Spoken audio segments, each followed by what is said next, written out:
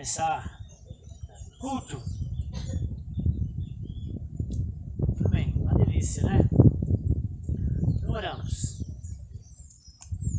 Senhor nosso Deus, obrigado, Senhor, por esses momentos deliciosos que o Senhor nos proporciona, que de alguma maneira eles possam ficar registrados, Senhor, na nossa memória, Deus, de uma maneira, Senhor, que edifique, que, Senhor, seja, Senhor, prazerosa ao nosso espírito e alma, e que esse tempo que nós vamos passar aqui de culto edifique, fortaleça, acalme, traga respostas e abençoe, Senhor, os meus irmãos, a igreja, em nome de Jesus. Ajuda-nos, Senhor, a darmos o louvor, a adoração, a concentração que o Senhor merece, em nome de Jesus, Senhor. E ajuda-nos, Senhor, a crescer na fé, que Teu Santo Espírito, Senhor, possa falar aos nossos corações. Em nome do Pai, do Filho e do Espírito Santo de Deus. Amém.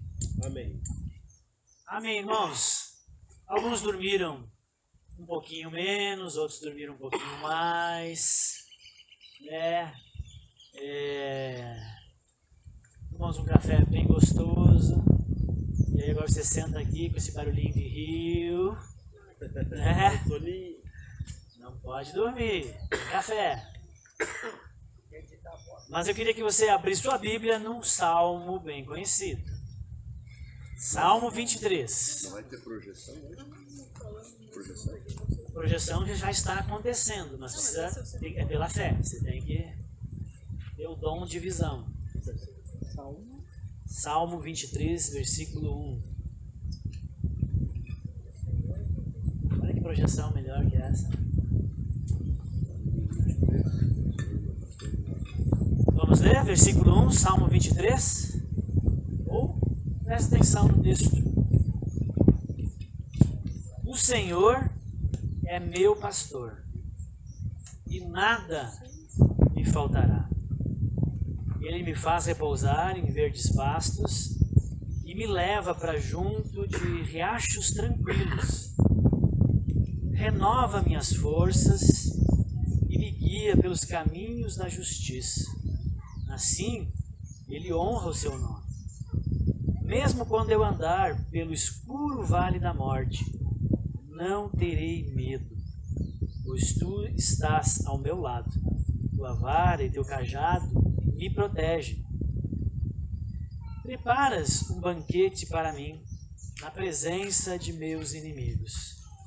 Unges minha cabeça com óleo, meu cálice transborda. Certamente, a bondade e o amor me seguirão todos os dias da minha vida, e viverei na casa do Senhor para sempre. Amém. Amém. O Senhor é o nosso pastor. Amém. Essa é uma verdade que não muda. As realidades, as circunstâncias, as situações da nossa vida mudam, nos provoca, nos tenta, geram pressões, mas o fato de que o pastor continua o mesmo e as suas promessas continuam as mesmas. Amém? Amém. Vamos louvar então, adorar a Deus. Cânticos. Quem conhece as canções, por favor, solte a voz, vamos cantar juntos, não temos a projeção. Bom dia a todos.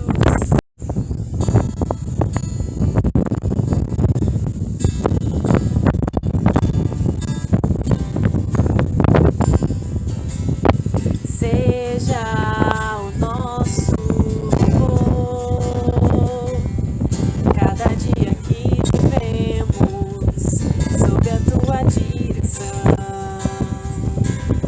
Seja o nosso viver, ouvir a Tua voz e Te obedecer. Mesmo quando nos sentimos fracos, tristes e sem direção, Tu serás a nossa força e a nossa salvação. Tu serás serás a alegria do nosso coração. O Senhor é a nossa força e a nossa salvação. Ele é a alegria do nosso coração.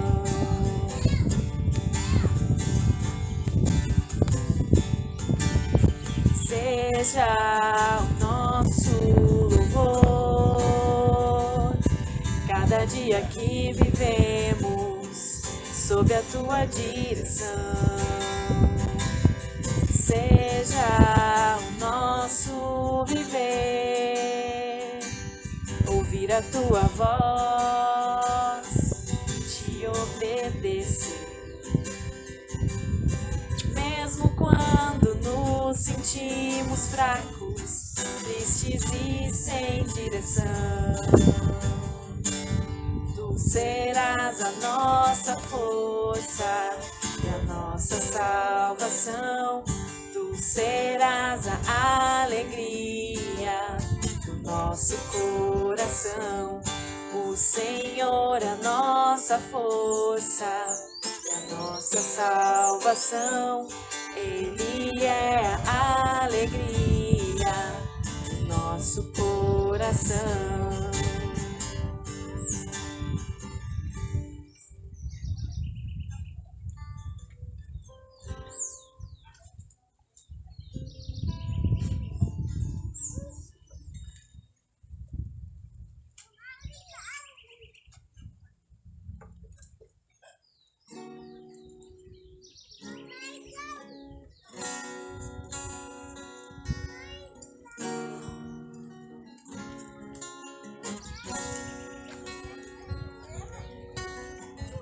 Antes de eu falar, tu cantava sobre mim. Tu tens sido tão, tão bom pra mim.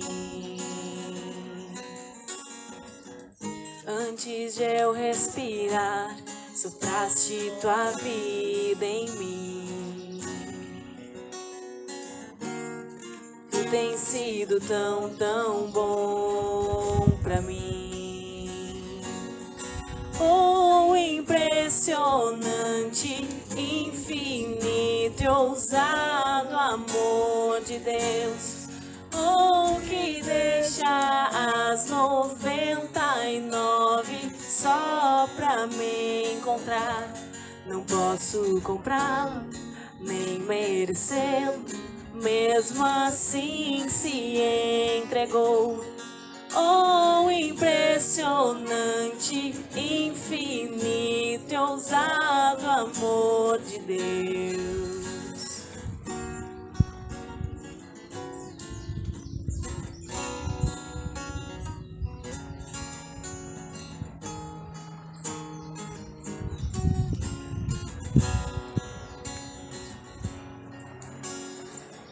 Inimigo eu fui, mas teu amor lutou por mim. Tu tens sido tão, tão bom pra mim. Não tinha valor, mas tudo pagou por mim. Tu tens sido tão, tão bom pra mim. Oh, impressionante, infinito e ousado amor de Deus. Oh, que deixa as 99 só pra me encontrar. Não posso comprá-lo, nem merecê-lo. Mesmo assim se entregou. Oh, impressionante, infinito e ousado amor de Deus.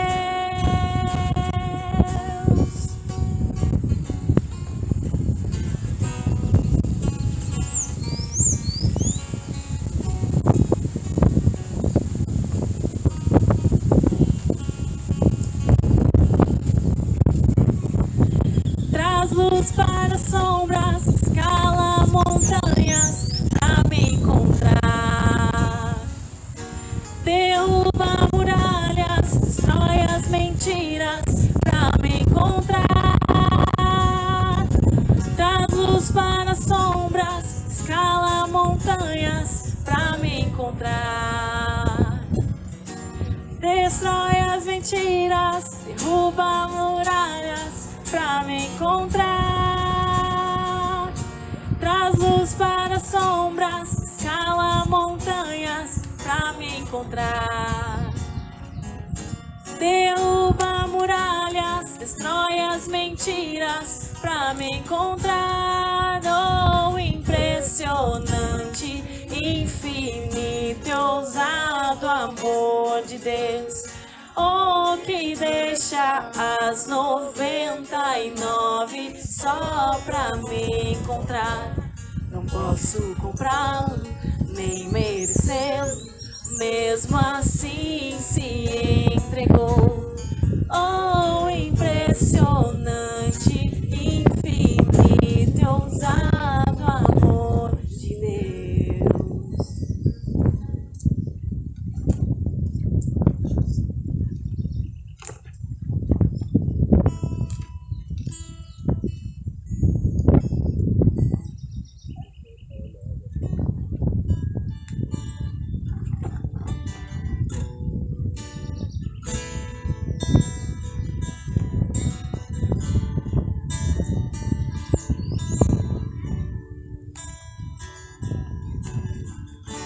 No início eras a palavra, com Deus Altíssimo.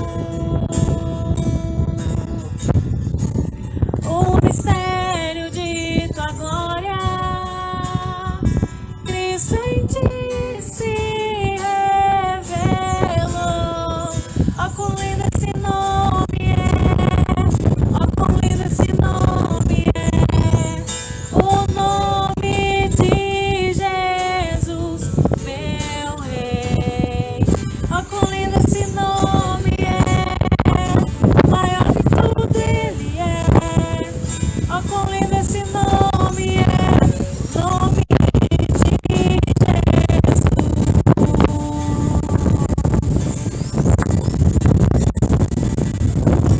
Deixou o céu para buscar-nos, veio pra nos resgatar. Amor maior que o meu pecado,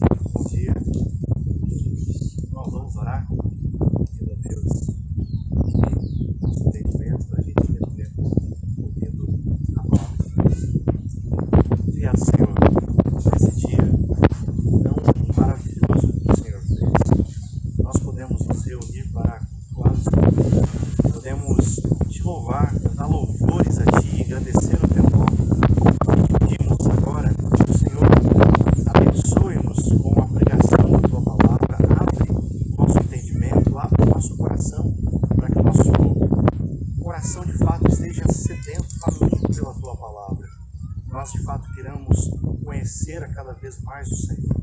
Edifica-nos, Pai, é o que nós te pedimos. Abençoa a vida do pastor Marcelo, que estará ministrando a palavra aqui nessa manhã. Fala conosco, é o que nós te pedimos, em nome do teu filho amado Jesus.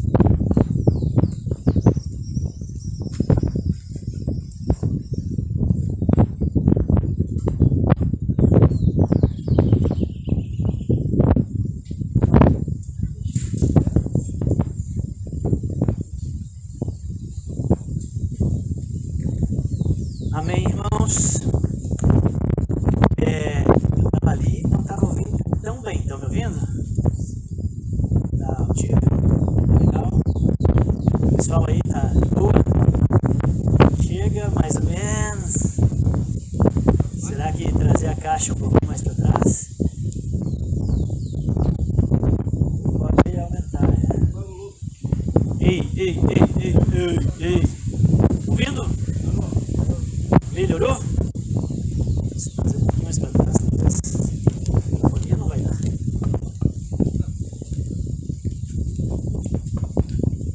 Aí! Ei! Então tá. Você que é crente, abre a Bíblia aí no aplicativo, se você tem, no celular, ou a Bíblia física, no Evangelho de Lucas, capítulo 8. Caso você está sem a Bíblia ou não tem no celular, você ouve a leitura. Lucas 8, 26 a 36. Lucas 8, 26 a 36. Vamos esperar aí os irmãos acharem texto no aplicativo da Bíblia, não os outros. O inimigo nesse momento está tentando você, irmão. Desista, fica na Bíblia. Lucas 8, 26, 36. Eu quero trazer uma reflexão aqui que uma vez eu introduzi ela, falei um pouquinho numa reunião nossa de presbitério. Talvez os irmãos vão lembrar, talvez a memória dos irmãos não seja boa, não lembro nada. Mas eu quero falar hoje aqui sobre esse texto, e o tema, o título que eu dei para essa mensagem é Tudo ou Nada.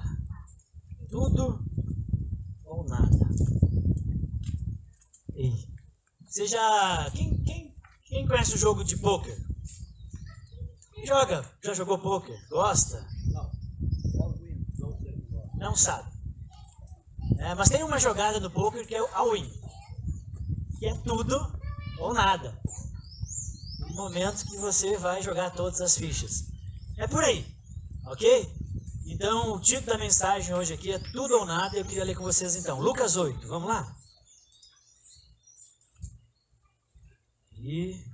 Peraí, que eu também vou botar, né? 8:26, Lucas 8:26. E chegaram à terra dos Gerasenos, defronte da Galileia. Logo que desembarcou, um homem da cidade saiu-lhe ao encontro, possesso de demônios. Havia muito tempo não vestia roupa, nem morava em casa, mas nos sepulcros. Quando ele viu Jesus, gritou, prostrou-se diante dele e exclamou em voz alta: Que tenho eu contigo, Jesus, Filho do Deus Altíssimo? Imploro-te que não me atormentes, porque Jesus ordenara ao espírito impuro que saísse do homem, pois já havia muito tempo que se apoderara dele, e prendiam-no com algemas e correntes, mas ele, quebrando as correntes, era impelido pelo demônio para os lugares desertos. Jesus lhe perguntou: Qual é o teu nome? Respondeu ele: Legião, porque muitos demônios haviam entrado nele. E rogavam a Jesus que não os mandasse para o abismo. Andava pastando ali no monte uma grande manada de porcos. Rogaram-lhe então que lhes permitisse entrar neles, e ele permitiu.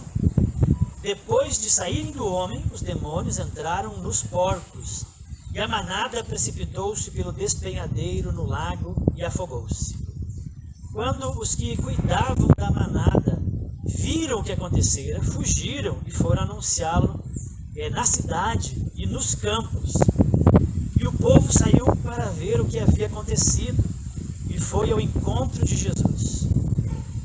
E acharam o homem de quem havia saído os demônios, sentado aos pés de Jesus, vestido e em perfeito juízo, e ficaram atemorizados.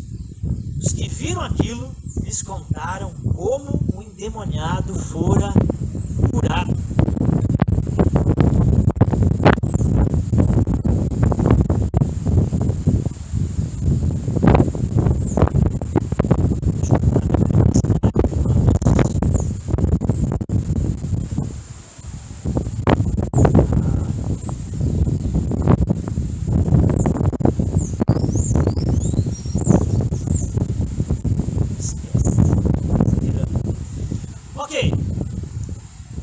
Tudo ou nada, estão comigo?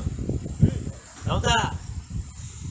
Por nós habitarmos numa sociedade capitalista, e já faz algum tempo, se é pelo menos a sociedade ocidental, né? E não só por causa então do capitalismo e meio selvagem do jeito que se tornou, mas também por causa da nossa própria natureza, essencialmente egoísta, que todo ser humano tem. Então soma esses princípios que move o capitalismo, a nossa natureza, que essencialmente é egoísta, se não for trabalhada essa realidade, e de alguma maneira, em tudo que nós fizermos ou fazemos, consciente ou não, nós acabamos fazendo as coisas esperando um retorno. É bem difícil, vamos falar a verdade, a gente fazer coisas absolutamente desinteressadas. Geralmente nós estamos buscando algum tipo de retorno, ele não precisa ser necessariamente financeiro. Eu falei aqui de capitalismo. Mas nós, movido por isso, o egoísmo e essa tendência que nos ensina a ter essa pegada, sempre a gente está esperando um retorno, né? Ou para... É como se tudo que a gente fizesse fosse uma espécie de investimento, né? Você está plantando alguma coisa, você espera colher depois dessa sua ação. Então, e assim obviamente, nos negócios, né? A gente não está aí nos negócios simplesmente fazendo caridade, a gente está fazendo investimentos, a gente espera ter um retorno, né, dos negócios. Então aqui é muito óbvio, mas também nas amizades muitas vezes é assim. No casamento, não me diga que não é, que às vezes também é assim, às vezes tem ali um carinho, tem um negócio, tem um serviço, não é? Mas tem segunda intenção. Então, parece que a gente está sempre motivado, esperando alguma coisa naquilo que a gente faz, não é? E nós, inclusive dizemos, né, que é super importante nós termos uma network forte, né? Contatos são super importantes, nós dizemos. Eu jogo bola, um amigo nosso lá que organiza o jogo, ele vive falando isso. Ele é apaixonado por futebol, a vida dele é o futebol. E ele, volta e meia, ele vem com essa expressão, essa experiência da vida dele, de quanto que a rede de contato deles do futebol ajudou um monte ele na vida. Ele tinha uma network do futebol, e os amigos de futebol abriram a porta, tinha um negócio que ele precisava e tal. Então ele fala, ele faz. Então não briga que o amigo de futebol, que amanhã ou depois tu precisa dele. Entendeu? A gente é amigo. Então ele sempre fala isso. Então a gente fala dessa importância do network. Mas o que é o network? Essa rede de contato. Porque a gente está fazendo investimento neles e espera de alguma maneira ter um retorno, se for necessário, se precisarmos. Então, como eu falei, bem na verdade que é difícil, se a gente for bem sincero, a gente fazer 100% das coisas desinteressadas. Assim me parece que a vida e o mundo funcionam. Diria o filósofo ateusaço Nietzsche, tudo é vontade de poder, né? Tudo as pessoas fazem na ânsia de ter controle. O retorno daquele que faz, e o controle, segundo Nietzsche, é ter o poder. O retorno é ter o poder. Eu não digo que está tudo errado nessa perspectiva de nós fazermos as coisas, esperarmos ter um retorno, de plantar, esperar colher. Não, em si não está errado. Com certeza são questionáveis os meios que muitas vezes nós usamos e aplicamos essa filosofia. Se você investe em bons relacionamentos, você faz e você espera que quando você tem necessidade, aqueles bons relacionamentos estejam lá para te ajudar. Ok? Né? Se você investe em conhecimento, você não está investindo à toa, você espera poder usar dessa biblioteca, desse arsenal e desse conteúdo quando for necessário. Se você investe em espiritualidade, você está fazendo isso, dedicando sua vida a Deus, na oração, no jejum, se tornando mais íntimo de Jesus, porque você sabe que você precisa. Quando você vai fazer um saque nessa conta, né, no momento de calamidade, você tem essa força espiritual, você tem conteúdo. Então, em si, não há problema. O problema, muitas vezes, é como nós fazemos, métodos. Mas o fato é que, em todo tempo, nós, de alguma maneira, estamos plantando. E se estamos plantando é porque queremos colher algo. Afinal, também, essa é a lei da semeadura, né? Aquilo que plantamos, nós colhemos o que plantamos. Então, fazer ou investir para esperar algo é importante. Tem o seu lugar. Mas, sabendo as tendências do mundo e do sistema e da nossa própria natureza, a Bíblia intervém.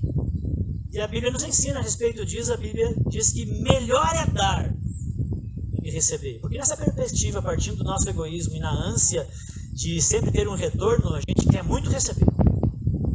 A gente ama receber, né? E muitas vezes não tem o prazer de dar. E a Bíblia intervém para criar limites, para ponderar, para dizer não dá para viver só por isso. E a Bíblia nos ensina, Atos capítulo 20, versículo 35, e diz que melhor é dar do que receber, para trazer um contraponto, para trazer uma visão não tão centrada no egoísmo. Então Deus está, de alguma maneira, subvertendo os valores desse mundo e nos ensinando a sermos diferentes, não dominados pelo egoísmo. Porque o mundo que só pensa em si ama, como eu falei, receber, ama colher, mas não está muito interessado em dar e às vezes nem em semear. Mas então, se tudo é sobre vontade de poder, como disse o Nietzsche, se tudo fazemos visando controle, visando um conforto, visando uma compensação ou um retorno, mais do que natural que nós passemos a dar uma ideia de valor a tudo que a gente faz. Se consciente ou inconsciente a gente faz plantando, investindo, esperando um retorno, a gente começa a atribuir valor às coisas, às pessoas, aos procedimentos e às ações. Consciente ou não, você vai fazendo esse juízo de valor. Você vai dizendo, tá, isso vale a pena, isso não vale a pena, isso aqui é roubada, isso aqui é ganho, e você vai atribuindo valor, porque lá no fundo você está se organizando para saber se vale a pena investir o seu tempo, o seu dinheiro, dar atenção para aquilo que você quer algum tipo de retorno. Então, é normal nós fazermos isso e acabarmos emitindo juízos de valor. E esses juízos de valor, eles vêm eles são gerados a partir do que você atribuiu. Do valor que você atribuiu, você vai fazer alguns juízos das coisas que tem na sua vida, das importâncias, dos valores, né? E esse texto que nós lemos também fala disso. Esse texto, de alguma maneira, ele fala de investimento. Ele fala também de alguns juízos de valores que nós encontramos aqui nesse texto. E eu queria expor um pouquinho esse texto falando disso. Então, o versículo 27, se você está no celular, na Bíblia, ou só ouvindo, o versículo 27, que a gente começou a leitura, ele disse assim, né? Então, logo, Jesus estava num lado do lago de Genezaré, me ajuda a esquecer o branco lá. Genezaré é o nome não tão conhecido. É o Galileia, meu Deus.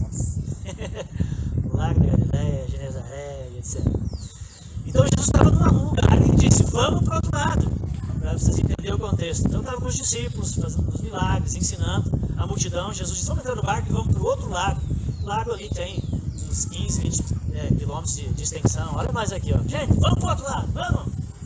E aí Jesus entrou no barco. E aí no meio da travessia, deu uma tempestade. Do nada, isso é muito comum acontecer ali, por causa dos montes gelados que são muito próximos. Então vem correntes de ar do monte e tem neve, pega o ar quente da região e vira do nada o tempo. Então eles estavam indo de boa e de repente uma tempestade no meio da travessia, e eles acham que vão morrer. E aí Jesus acalma a tempestade, faz as ondas pararem. E aí quando tudo se acalma, diz, agora nós vamos para aquela terra. Eles já estavam indo, né? Então vamos desembarcar em tal lugar. Eita, Jesus da glória, sou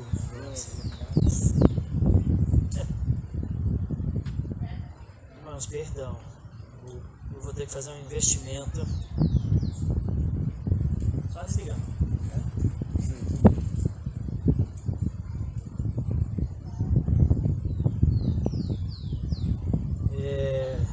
Intervalo. Chamei os músicos. Temos um especial. O meu tablet está dando umas loucuragens. Eu tenho que investir. Porque nem vírus, ele fica andando sozinho as páginas, não para mais no lugar. Agora vai só no livro. Mais ou menos. E aí Jesus chega numa terra chamada Gadara. E logo que eles desembarcam na praia, o texto diz que vem um homem correndo na direção de Jesus e dos discípulos que desceram do barco. E esse homem é um endemoniado. E ele está nessa situação há muito tempo, 24 horas, acredito que não, ele deve dar umas folguinhas, mas o tempo todo, né, possesso por demônios, causando pânico, terror. E quando Jesus vem, esse demônio já vem na direção de Jesus.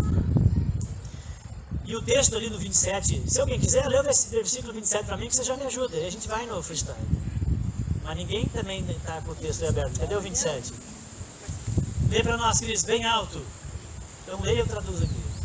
Quando Jesus pisou em terra, foi ao encontro dele um endemoniado daquela cidade. Um endemoniado daquela cidade. Fazia tempo que aquele homem não usava roupas. Fazia tempo que aquele homem não usava roupa, gente.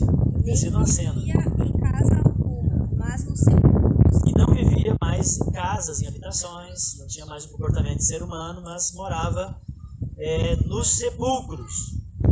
Então olha só, esse homem, um ser humano, com sérios problemas de vida, voltando, uma situação de vida caótica, mas esse homem não foi a vida toda assim. Diz que esse homem veio da cidade, esse homem então um dia teve uma família, esse homem um dia teve um trabalho, teve saúde, ele teve relacionamentos, e ele não habita mais na cidade, mas ele já foi um homem urbano, já foi um homem da cidade com suas atividades, com a vida. Mas problemas de ordem espirituais começaram a acontecer na vida desse homem, começou a ter problemas com possessões demoníacas. As causas o texto não diz, nós não sabemos, só sabemos do fato. E em função disso, agora ele habitava no cemitério. O cemitério era a casa dele. E ele era muito violento quando ficava possesso, que as pessoas da cidade acorrentavam ele, diz o texto. E ele vivia esfarrapado, não tinha mais nem roupa, ou com tudo rasgado, ou pode ser que até nu, né? Dignidade zero, mas era um ser humano. E estava nesse estado aí por problemas espirituais. Por ser constantemente possuído por demônios. Você acredita? Nisso? Você acredita na possibilidade de que uma pessoa possa ser possuída por demônios e e chegar nesse nível, você acredita em demônios? Não acredita no que eles falem. Mas você acredita que demônios existem? Com certeza? Bom, se você acredita na Bíblia, você tem que acreditar que demônios existem. A Bíblia dá esse relato, ou ela mente. Mas você já viu uma pessoa endemoniada? Já viu, seu Antônio? Seu Si? Quem mais aí já viu? Além de ver, já lidou? Tem que orar pela pessoa, está ali próximo. É uma realidade, gente. Não é toda pessoa, não é toda hora, há vários níveis, por assim dizer. Os demônios existem, eles se incomodam com Jesus, eles não existem desde já faz muito tempo, estão aí pela terra, não são espíritos encarnados, não é os mortos que ficaram por aí. Demônios existem e há vários níveis de influência que os demônios podem exercer. Às vezes eles podem apenas sussurrar, sugerir e as pessoas aceitarem. É aquela brincadeira, né, que você vê nos desenhos, tem um anjinho, tem um demôniozinho, né? Mas isso acontece, os demônios estão aí para exercer influência negativa, porque eles detestam tudo aquilo que Deus fez, eles querem destruir tudo que Deus fez e não querem que exista um culto a Deus, adoração a Deus. E um nível de influência que eles podem dar é um nível suave, leve, às vezes, que é de sussurrar ideias, e as pessoas deixam aquela ideia. Mas é só crente que consegue resistir? Não. Tem pessoas que não é crente conseguem, pelo bom senso que Deus deu, ver que aquilo se trata de uma ideia estranha, que aquilo não é legal, não é bacana e não faz, mas recebem sugestões. Então esse é um nível mais suave, mas tem pessoas que recebem já uma influência maior, que estão debaixo de manipulação, não estão possessas, mas agem bem mais orientadas, às vezes, por essas sugestões passam a ser mais seguidas. E tem níveis bem mais profundos, então, que são possessões. Possessão é quando a pessoa não responde mais. Muitas vezes a pessoa nem lembra. A pessoa ela é possessa, depois que a coisa passa, ela não lembra o que aconteceu.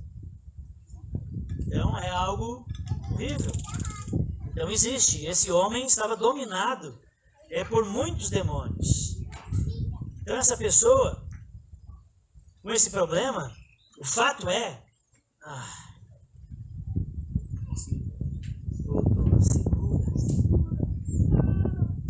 O fato é que essa pessoa, a gente tinha...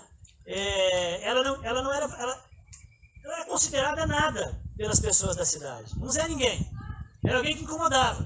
As pessoas fizeram um juízo de valor, não vale a pena investir. É alguém que só incomoda. Vamos tratar que nem bicho, vamos enxotar, vamos mandar pro cemitério e vamos ainda amarrar em corrente. Porque ele grita, ele espanta, ele apavora. Né? Ou seja, houve ali um juízo de valor da comunidade que considerava essa pessoa que foi feita a imagem de Deus um nada.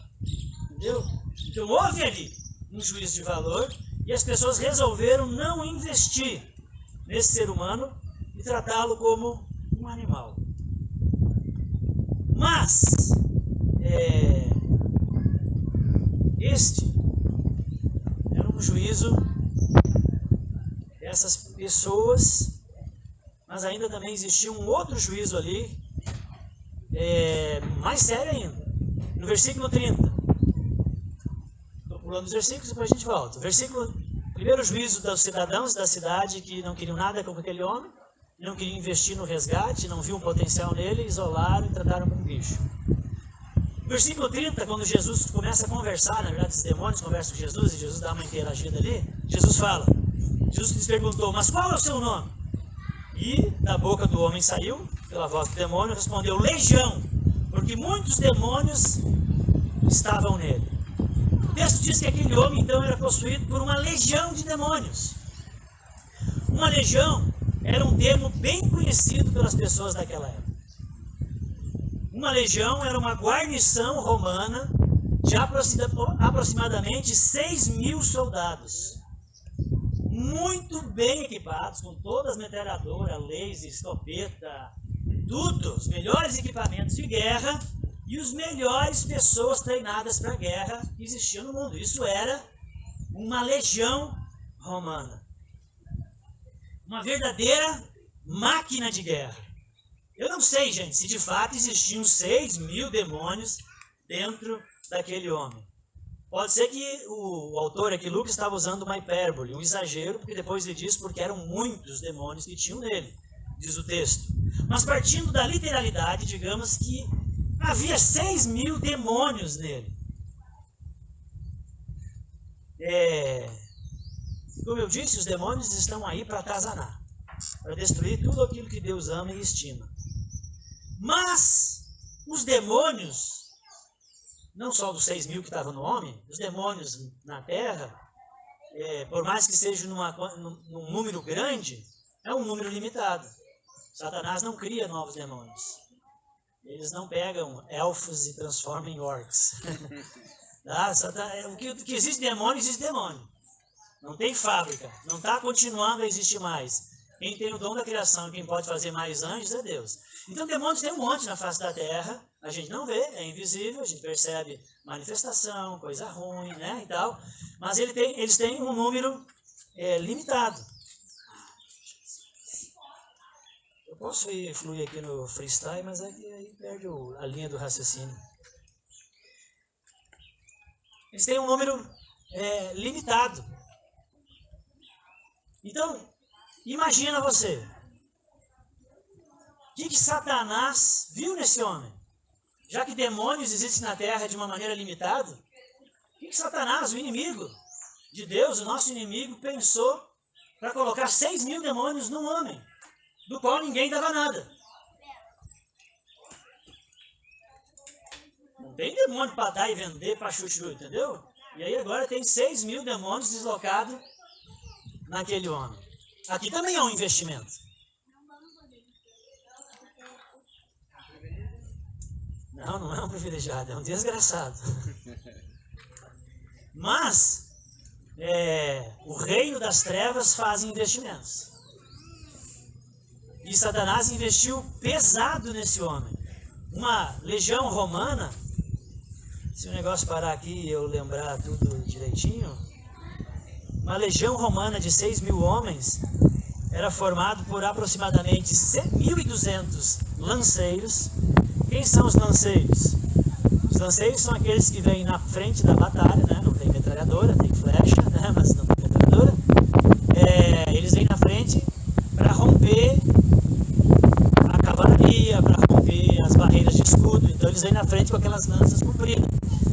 E na estratégia do Império Romano, eles faziam batalhas de dia, na ponta tinha espelhos ou coisas que refletiam, e a distância parecia que não era 1.200, porque aquilo refletia contra o sol, e o outro exército inimigo que olhava de longe dizia: meu Deus, os caras estão com 30.000 soldados vindo para cima de nós, só pelo reflexo. E muitas batalhas, diz a história, que o Império Romano ganhou sem guerrear. Os outros soldados desistiam, o outro exército desistia da batalha pelo fator psicológico, só na movimentação dos lanceiros em direção à área de batalha, girando contra o sol, dando reflexo e brilho e confundindo o adversário. Então eram 1.200 lanceiros. Também nesses 6.000 tinham 800 homens que eles chamavam descalços. Talvez eles eram descalços mesmo, não era só um apelido, que na verdade eram mercenários, gente louca, faca na bota, pirata da cabeça, gente que era contratado, que não tinha o que perder, não tinha medo da morte, daqueles que se atirava que nem louco em cima das flechas e apavorava. Aqueles loucos saem correndo da frente, entendeu? E vinha para cima do exército. Aqui é o... Não, aqui às vezes eu esbarro aqui. Será que é a legião? É o dedão. É só o dedão, não é a legião. Então, 800 homens assim, doidos de invadir, romper e ir para cima dos caras na linha de batalha, que ia no soco, na dentada, furando o olho, puxando cabelo do jeito que dava. Ainda tinha mais 300 homens que cuidavam de catapultas, que lançavam rochas, fogo e também fator psicológico. Os romanos não estavam nem aí, eles arremessavam corpos incendiados para cima do outro exército. Tudo isso abala, tudo isso é loucura da guerra, tudo isso faz as pessoas enfraquecerem, mas ali tinha 300 homens de catapulta, e mais 600 capitães, eram os caras fera, os caras da ciência, os caras da inteligência. Como é que a gente vai dar volta nessa batalha? Como é que nós vamos criar agora aqui equipamentos de guerra? Como é que nós vamos romper esse cerco? Como é que nós vamos invadir essa cidade? Vamos criar coisas. Então, cada legião tinha esses mundaréu de gente com essas especificidades. E mais o restante era o X homens de apoio na flecha, no arco e etc. Então, gente, isso aí era uma legião. Quando o demônio disse, nós somos uma legião, todo mundo ali sabia o que era uma legião. Estou explicando para vocês porque a gente vê às vezes em filme, mas não entende o que era uma legião. Era a arma de guerra romana que conquistaram o mundo da época na estratégia de legião. Vamos deslocar uma legião contra aquele local, vamos ganhar a batalha. Vamos levar 2 legiões e já era. E quando as pessoas sabiam, dizendo assim, não, lá vem uma legião, lascou. Está vindo uma legião romana, lascou. Vamos resistir do jeito que dá, mas lascou. Então, primeiro, abriu até o YouTube aqui agora. Agora, primeiro, talvez os demônios queriam intimidar Jesus. Somos uma legião, não te mete, rapaz. Não vem que nós estamos com tudo aqui. Entendeu? É uma legião. Mas, por outro lado, também a gente vê o tamanho do esforço do rei das trevas, do inferno, na vida daquela pessoa. Uma pessoa. Para destruir. E se ele falou que era legião, e legião era o que existia de melhor em estratégia de guerra, então aqui a gente também pode pensar que Satanás não está para brincadeira. Que ele trabalha sério, que ele não faz folga. E que ele entra para rachar.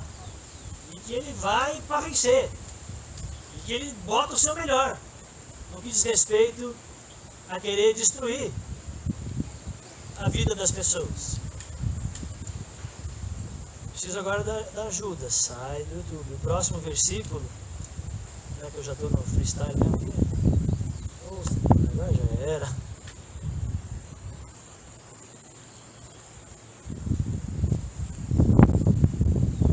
Deixa eu mesmo. Vou usar a minha Bíblia, irmãos.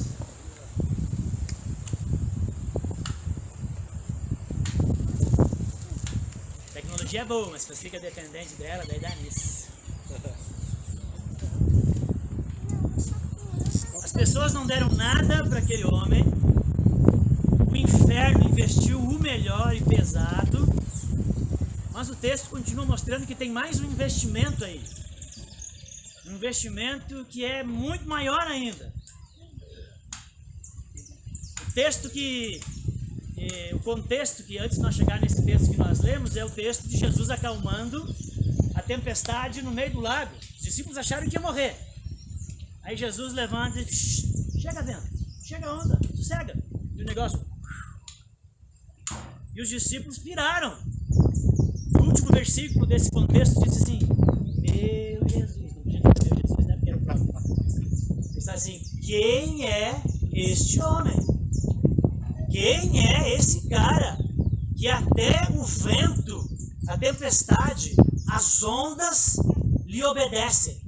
E assim termina o texto anterior e começa esse que eles desembarcam na terra e o demônio vem. E aí interessante que quem responde essa pergunta é o demônio, no primeiro versículo, no versículo 26, quando Jesus desembarca, os demônios correm até Jesus e dizem para Jesus, por que vieste nos atormentar? Por que vieste antes da hora, ó Filho do Deus Altíssimo? Há uma pergunta no anterior, e os demônios respondem no texto. Ele é o Filho do Deus Altíssimo. E o texto diz que ele sai de um lago, passa pela tempestade, e ele vem para esse lago proposital. Ele sabia para onde estava indo, ele sabia o que esperava e o que ia acontecer. Ele tinha uma missão. E foi só isso que ele fez. Depois ele foi embora. Ele foi para aquele local porque existia um homem sofrendo, padecendo. Se Satanás investiu uma legião, Deus enviou o seu Filho único para curar, para salvar, para restaurar a vida daquele homem em trevas. Se Satanás achou que deu o seu melhor, não ficou aos pés do que Deus fez. Ele enviou à terra o seu filho. O seu filho separou um dia na sua missão para ir atrás desse homem. O Filho do Deus Altíssimo, o Todo-Poderoso Deus, o que controla o universo, as forças da natureza, foi enviado pelo Pai para salvar esse homem.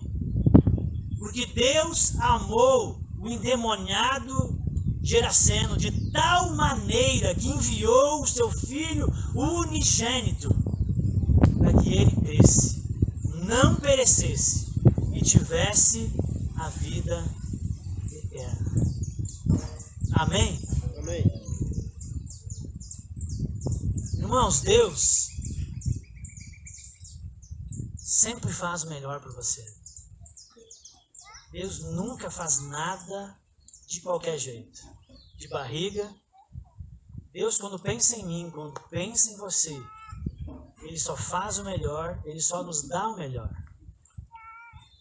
O texto que eu ia ler aqui é aquele que diz que se nós que somos maus sabemos dar boas dádivas aos nossos filhos e nos empenhamos para dar boas dádivas aos nossos filhos, sendo nós de natureza má, imagina o nosso Pai Celeste se não nos dará dádivas superiores. Amém? Amém. Tem outro texto de Romanos, capítulo 8, versículo 32, que diz que se Deus não nos negou o seu único filho,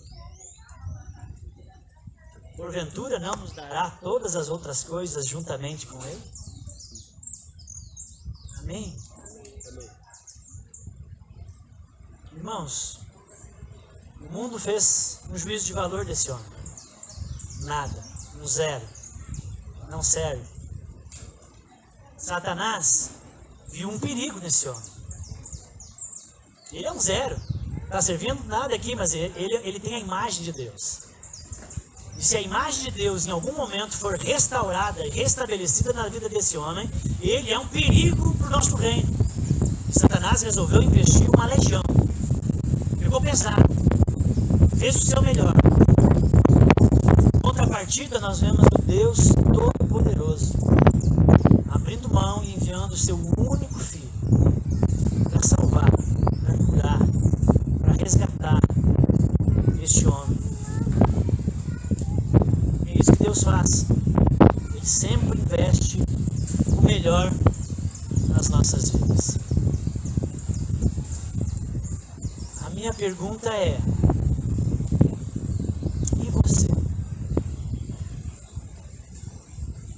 Como é o seu investimento no reino de Deus? Como é o seu investimento no Filho do Deus Altíssimo? Como é o seu investimento na noiva do Cordeiro? Deus não dá resto, Deus dá sempre o melhor.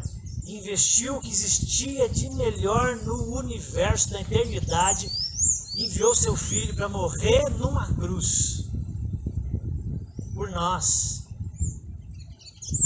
Investiu de uma maneira escandalosa e por isso que o chamam de amor. Mas e nós? Diante desse imenso amor e desse investimento que Deus fez e continua a fazer em nossas vidas sempre, qual tem sido o nosso investimento? Resto? Sobra? Pouco? Nós não estamos competindo com Deus, porque é impossível. A questão é a gratidão.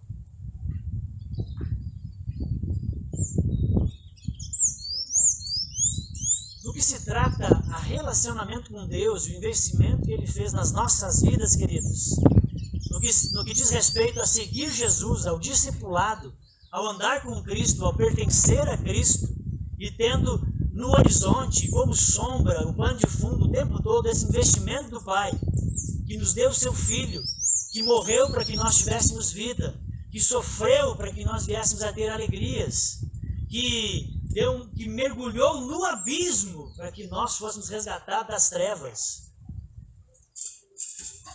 Diante desse investimento do Pai e o relacionamento que Ele nos propõe, por meio do seu Filho, só existe uma maneira. É tudo ou nada. Se você acha que está abafando, dando restos, você está com nada. É tudo ou nada. É aquele momento do poker que suas fichas estão acabando. Ou que você está com uma jogada bem alta, né? Pode ser também. E que você vai botar tudo.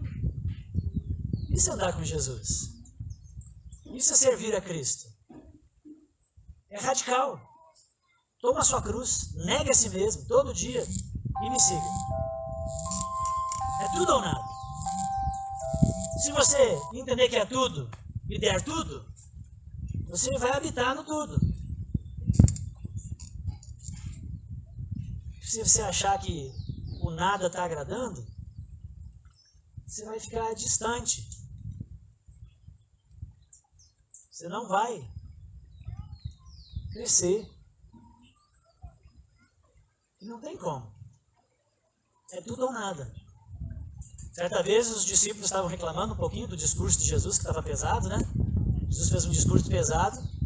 E aí Jesus viu que as pessoas estavam assim, né? Ouvindo, e Jesus começou a pegar pesado, e as pessoas começaram a picar a mula. Foram saindo. Jesus já passou por essa. E foram indo embora. Estava pesado, as pessoas não estavam gostando do que estavam ouvindo. E ficou meio que só a nata ali, o núcleo, os 12. E Jesus olhou para eles: e vocês? Também vão ir? Fique à vontade. E aí Pedro diz: mas para onde iremos? Das costas e para onde? Se só tu tens as palavras de vida eterna. Gente, com Jesus e com Deus é tudo ou nada. Você cai para dentro ou continua eternamente para fora. Mas em cima no muro, meia boca, morno, acho que é o Sproul que diz, né? Não sei, foi algum desses pensadores que diz: em cima do muro, você já é do capeta. O lado de lá é do capeta, em cima do muro você continua do capeta. É só para cá que é de Deus. Ou você cai para dentro, ou não está com nada. É tudo ou nada. Então, Jesus investiu. Deus investiu. Forte, pesado, o seu melhor, com amor. E Ele faz isso por nós. Deus nunca nos dá. Quando você pede, pode ver, quando você pede alguma coisa para Deus, geralmente vem além. Geralmente é mais abundante do que você pediu, não é? Deus, eu pedi 3 vezes 7. Pode às vezes demorar, mas, né? Deus é generoso, Ele sempre dá o seu melhor. Mas nós precisamos ser movidos e tocados por esse investimento de Deus. E também pensar que, de alguma maneira, nós também temos que devolver um certo investimento nesse sentido. Mas esse investimento não é para conquistar o coração de Deus ou algo assim. Isso você já fez por meio de Cristo. Mas é a gratidão, sabe? Olha esse Deus que fez o que fez por nós, e deu o seu único filho, do qual nunca havia se separado, abriu mão, e o filho disse, o pai disse: olha lá o caos, olha a humanidade perdida, eles não vão conseguir dar a volta. Quanto mais eles acham que estão acertando, mais longe, pior fica. E Jesus disse: envia-me a mim, eu vou. Eles não vão dar jeito, só tem um jeito de dar certo, que é se eu for. Jesus disse: eu vou, sabendo de tudo que ele enfrentaria. E ele veio. E a nossa resposta diante de tão grande amor, de tão grande bondade, misericórdia e dádiva divina, é responder em gratidão, tentando também dar o nosso melhor. Não é a perfeição, porque nós não somos perfeitos, mas é o nosso melhor. Amém? Amém. Queria orar com você, queria que você pensasse sobre isso.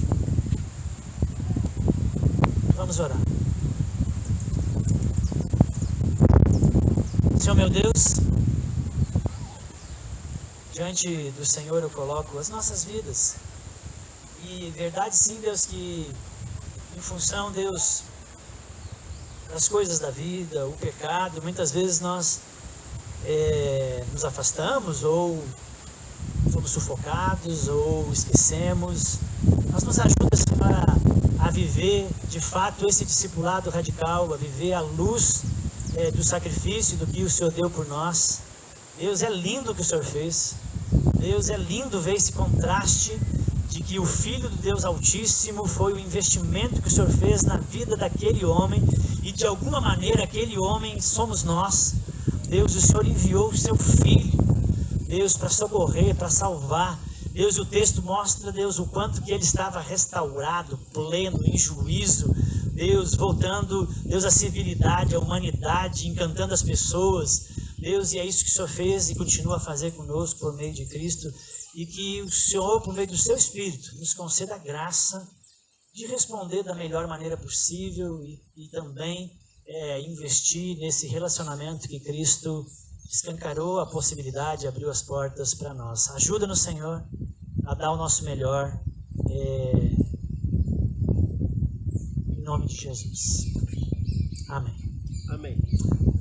Amém, irmãos? Amém. Que você possa pensar nisso, né? Nesse investimento, nos seus valores, algumas coisas práticas que a gente pode pensar aí, para nós não sermos como as pessoas daquela cidade que não deram nada para aquele homem. E muitas vezes a gente não dá nada para várias pessoas. Mas Deus olhou para aquele homem de uma maneira diferente. Porque o nosso juízo de valor a respeito de pessoas é entender que todas as pessoas, ela pode estar corrompida, regada de pecado, distorcida no caráter, mas todo ser humano carrega a imagem de Deus, que precisa ser restaurado. Todas as pessoas têm dignidade, são importantes. Nós não venhamos a ter comportamento ou atitude daquela cidade.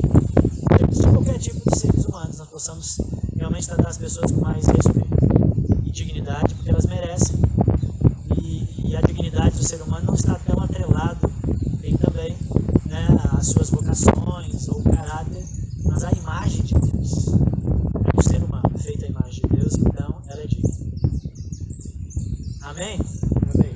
E a outra é a respeito dessa prática mesmo, da nossa espiritualidade, das coisas que são importantes para Deus, e de nós investirmos, de nós botarmos as fichas, de nós realmente darmos tudo. E não esquecermos, você não é o Homem-América, o Capitão América, você não é o Hulk, que você não dá conta de tudo não, e que há uma legião aí de coisas ruins querendo seu mal o tempo todo. E eles não brincam. Você não precisa ter medo.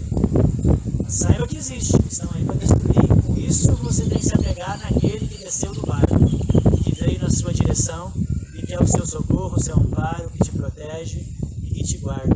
Amém? Então não negligencie as realidades espirituais e se apegue no Salvador. Amém? Amém. Isso aí, irmãos. Queria fazer mais uma oração e nós podemos terminar o culto. Mas antes de eu fazer essa oração, então agora as redes, lançaram as redes. Quem ainda não fez o acerto do nosso evento aqui, por favor, fale com a Roseli, faça o seu acerto aí, sábado e domingo, ou só domingo.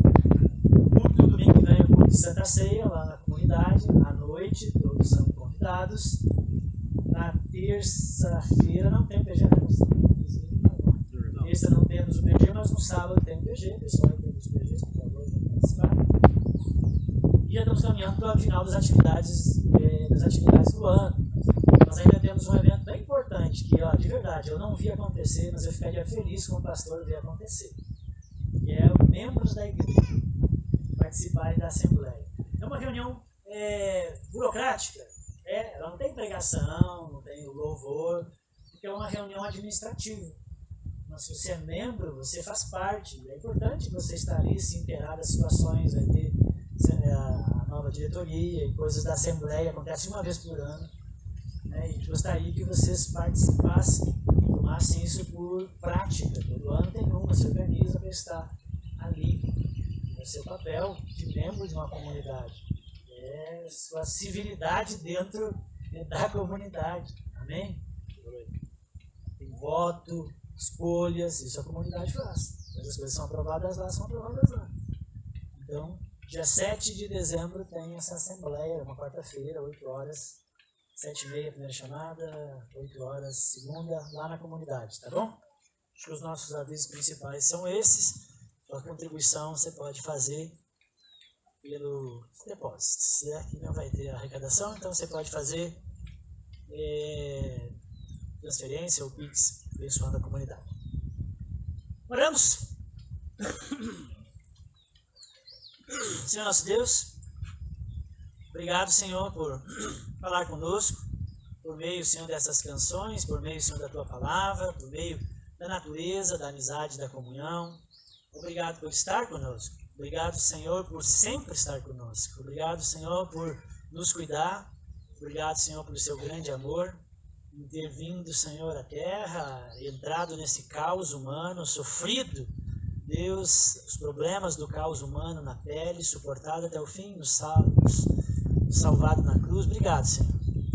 Obrigado, Senhor, por esse tempo gostoso que nos proporcionou aqui na comunidade, esse local que temos para realizar essas atividades. Obrigado por esse dia de sol limpo, belo, gostoso, que também o Senhor nos deu.